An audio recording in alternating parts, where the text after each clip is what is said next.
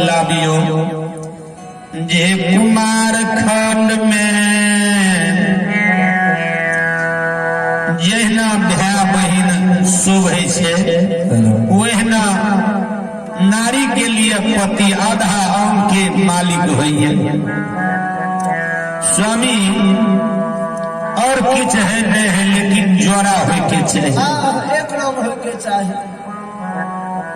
ये स्वामी एक गरीब हैया ई किसान के घर में बरदा अधो पेट खिया के कन्हा पर पालो दे के एक दोपहरिया जोत लिये बरदा कखनो न कहे छे जे हमरा भूख लागले, कखनो न कहे हमरा प्यास लागले। तो एक गरीब है छे किसान के घर में बरदा आ दूसर गरीब है छे किसान के घर में बेटी। लेलहो के बहकिया न माँ बाप पकड़ा दैये ओकरे भर जिंदगी सेब सेब कर रह जाइए। बौका के बहकिया न माँ बाप पकड़ा दे छे, वही बौका के बह पकड़ के बेटी जिंदगी जिंदगी पार उतर जाए छे। लुल्हा के किया न है, नांगर के किया न है, कोयर के किया न है, कापट के किया न है, या अमीर या गरीब, लेकिन बेटी वही बिहुआ के बह पकड़ कर जिंदगी जिंदगी पार उतर जाए छे। लेकिन स्वामी आइए अहाँ के कहे छी जेहने हजार कन्या में हमर धिया एगो निर्सो छे,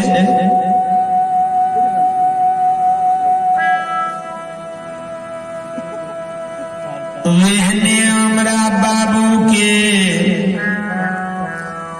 योग भर खोज के यहाँ लाबियो। मांगेर मरा के चिंता भै गेलै जे जकरा घर में धिया कुमार छोकरा सिर पर भारी भार छे आ सब चीज के पति पालन भै सके, लेकिन बेटी के राजा से रंग कोई नहीं निमाता क्या सके। तो स्वामी अब विलम्ब नहीं करिए। मांगन मरर सुनने रहे जे सुखासन में यादव के वंश में शिवदात मरर, देवदात मरर, रामदात मरर, तीन भाई में एक एगो बेटा भेलैये। वीर पुरुष छे। मांगन मरर 22 हाथ के धोती के पाग बांधलकै, पैर में बदहा, देह में कोट कमीज लेलकै, हाथ में छड़ी आ चल ले हकासल पियासल सुखासन। सुखासन में मांगन मरर गांव के मरर रहे। मरर मंजन के द्वार पर मुखिया सरपंच के द्वार पर 10टा समाज हर वक्त जेते रहे छे। 10टा समाज रहे बैठल आ चाह पान बीड़ी सिगरेट चले रहे। ओने से मांगन मरर एले आ दरवाजा पाइप के झमा के ओई रौदा में बैठ रहले 12 बजे दिन के। लोर गिरे मांगन मरर के। तो 10टा समाज है छे भगवान, तो 10टा समाज के दया लग गेलै। कहलकै यो देखियो तो किया ई दरवाजा पाइप के काने लागले। मांगन मरर, देवदत्त मरर, शिवदत्त मरर, रामदत्त मरर, तीनों भाई गेले। अहाँ के कोन चीज के कमी भेल? कते अहाँ के घर ये की नाम छी आ कोन दुख में अहाँ काने छिए? कहियो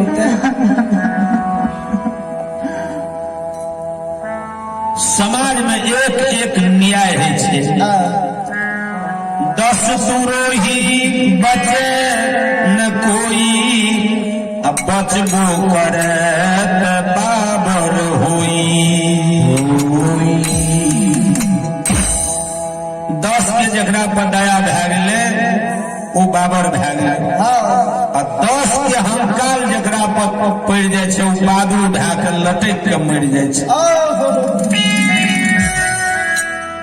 तो मांगे मरर का कोई पकड़ के उठावे। बोलू ना अहाँ का कौन चीज के कमी भेल जहाँ कामे छिए? अहाँ का दाना घट गे कि पैसा घट गे कि बस्तर घट गे कि कोई समाज में अहाँ का ऊंच नीच के बात कह दिला? बोलू तो मांगन मरर के लोर गिरे आ मुंह से आवाज नहीं निकले। शिवदास मरर कल के लोटा में जल लगावो, लोटा में जल ले, चाय ले, पानी ले लिया, चलू दलान में बैठियो, भोजन करियो, चाय पियो, मांगन मरर कल जल लेलके, मांगन मरर कल जल लेलके। हो समाज आइ जे हमरा एक लोटा जल दे छ, जब सब दिन के लिए द्वार में हमरा एक लोटा जल मिलते ते बाबू सब होता में हो